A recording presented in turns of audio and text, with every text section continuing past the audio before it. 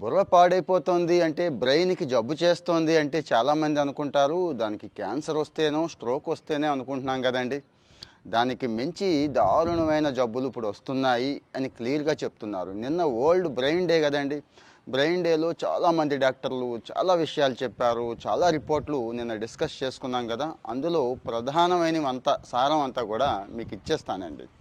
ఈ మధ్య కాలంలో ఓవర్‌లోడ్ ఎక్కువైపోతుంది. ఇక పెద్దవాళ్ళల్లో అయితే ఎమోషనల్‌గా ఇంబాలెన్స్ చేసుకోలేకపోవడం, వర్క్ ప్లేస్ కల్చరు, ఇంట్లో కల్చరు ఇవి చాలా దారుణంగా తయారైనాయి కదా!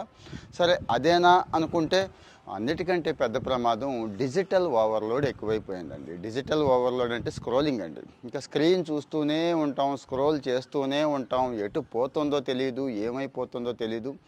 బ్రెయిన్ ఫ్యాటిగ్గి అంటున్నాం కదా! బ్రెయిన్ ఫ్యాటిగ్గి వచ్చేస్తుందండి. అంటే చూసినంతసేపు బానే ఉంటుంది. సినిమాకెళ్ళినప్పుడు గూడా ఒకసారి అబ్జర్వ్ చేయండి. ఆ 2, 3 గంటలు బానే ఉన్నట్టుంటుంది. తర్వాత కాస్త నీరసంగా అనిపిస్తుంది గదా! ఎప్పుడో నెలకొక్కసారి వెళ్ళే పరిస్థితే అలా ఉంటే, మరి రోజు ఎన్ని గంటలు స్క్రీన్ మీద ఉంటున్నాం ఒకసారి గుర్తు తెచ్చుకోండి. ఈ స్క్రీన్ అనేదే ఈరోజు ప్రస్తుతానికున్న బ్రెయిన్ ఇష్యూస్‌లో చాలా ప్రమాదకరంగా తయారైందని చెప్తున్నారండి. ఇక పిల్లలు పాపం ఫోకస్ పెట్టలేకపోవడం, చాలా చిరాకుగా ఉండటం, ఆందోళనగా ఉండటం, అన్నిటికంటే ముఖ్యంగా మనం ఎంతో కష్టపడి, ఎంతో డబ్బు ఖర్చు పెట్టి మంచి మంచి స్కూళ్ళల్లో చదివిస్తుంటే ఆడు ఈరోజు చదివింది రేపటిదాకా ఎందుకు సాయంత్రానికే మర్చిపోతున్నారు కదండి. దానికి కారణం కూడా ఇదే. ఏది? Digital overload. దానికి కారణం కూడా ఈ డిజిటల్లీ ఓవర్లోడే కారణం అని చెప్పి చాలామంది చాలా క్లియర్గా చెప్పేశారండి. చాలా క్లియర్గా చెప్పేశారు.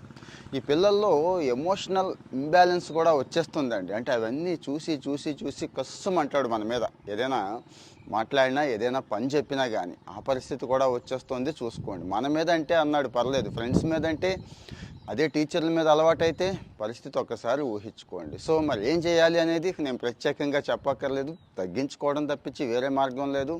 ఒకవేళ చూసినా మంచి స్టఫ్ టైం పెట్టుకొని ఇంక అందరం చెప్పేదే అది ఫాలో అవ్వండి. ముఖ్యంగా vitamin B, omega 3 fatty acids ఉన్నవి కాస్త ఎక్కువ తీసుకోండి. వాల్నట్స్, ఫ్యాటీ ఫిష్, ఆకుకూరలు. అంటే ఈ ఆకుకూరలు, ఫ్యాటీ ఫిష్ అనేది కాస్తో కోస్తో అందరికీ అందుబాటులో ఉండేదే కాబట్టి ఒమేగా 3. రెండోది యాంటాక్సిడెంట్స్ అండి, మర్చిపోవద్దు. యాంటాక్సిడెంట్ రిచ్ ఫుడ్ అని చెప్పి కొట్టండి.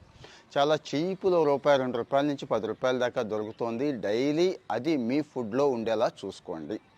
ఇక రిలాక్స్ అవ్వడం మర్చిపోవద్దు. రిలాక్స్ అంటే మళ్ళీ ఫోన్ చూస్తూ కాదు, హాయిగా 7-8 గంటలు నిద్రపోవడం చాలా ఇంపార్టెంట్. మెదడు అప్పుడు మాత్రమే రిలాక్స్ అవుతుంది అనేది గుర్తుపెట్టుకోండి. కామెంట్లో ఒపీనియన్ చెప్పండి, షేర్ చేయండి.